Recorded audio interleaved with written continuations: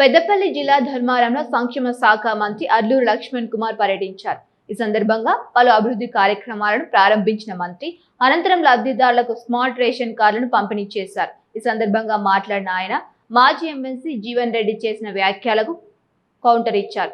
కేసీఆర్ ప్రజల గుండెల్లో ఉంటే పంచాయతీ మున్సిపల్ ఎన్నికల్లో బీఆర్ఎస్ ఎందుకు గెలవలేదని ప్రశ్నించారు. కేసీఆర్ దోచుకొని దాచుకున్న వేల కోట్ల నిధులను కాపాడుకోవడం కోసమే ఫామ్ హౌస్ ను వినడం లేదని ఆరోపించారు.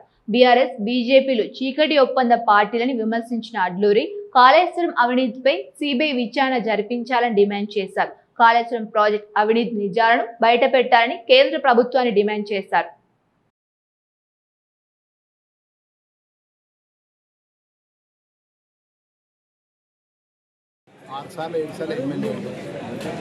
కాంగ్రెస్ పార్టీ మీద మంత్రి అయింది, ఎమ్మెల్సీ అయింది. పార్టీ అన్ని విధాలు చూసుకున్నాయని అయినే కదా 2014 నుంచి 23 వరకు బీఆర్ఎస్ పార్టీ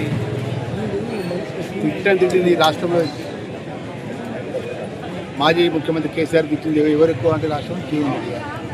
ఇలా పార్టీ మారంగానే ఇలా ప్రజాపాలన అందిస్తున్న ముఖ్యమంత్రి మీద నోటు దిద్దు అంత మాట్లాడాలని ప్రజలు మొత్తం గమనిస్తాను. ప్రజలు అనుకుంటున్నారు కావచ్చు, కానీ ఒకవేళ కేసీఆర్ను మర్చిపోలేని పరిస్థితి ప్రజలుంటే వెంటనే అసెంబ్లీ ఎలక్షన్స్ అయిపోయిన వెంటనే పార్లమెంట్ ఎలక్షన్స్ అయినాయి. పార్లమెంట్ ఎలక్షన్స్లో టీఆర్ఎస్ పార్టీ అడ్రస్ లేకుండా పోయి ఓటింగ్ జరుగుతా అంటే అస్త్ర సన్యాసం చేసి మాకు ఓటేయాల్సి బీజేపీ పువ్వు గుర్తుకు ఓటేయాలని చెప్పి దాని తర్వాత ఏ ఎలక్షన్ అయినాయి. ఎందుకు ఫామ్ హౌస్లో అంటాడు తెలుసా మీ కేసీఆర్ గారు? ఆడ నిధి పెట్టుకున్నాడు, వేల కోట్ల రూపాయలు నిధి ఉన్నాడు, నిధి కాపలా అనుకుంటాడు. చీకటి ఒప్పందం గల్లీలో దోస్తీ, ఢిల్లీలో దోస్తీ, గల్లీలో మాట్లాడుకోవడం.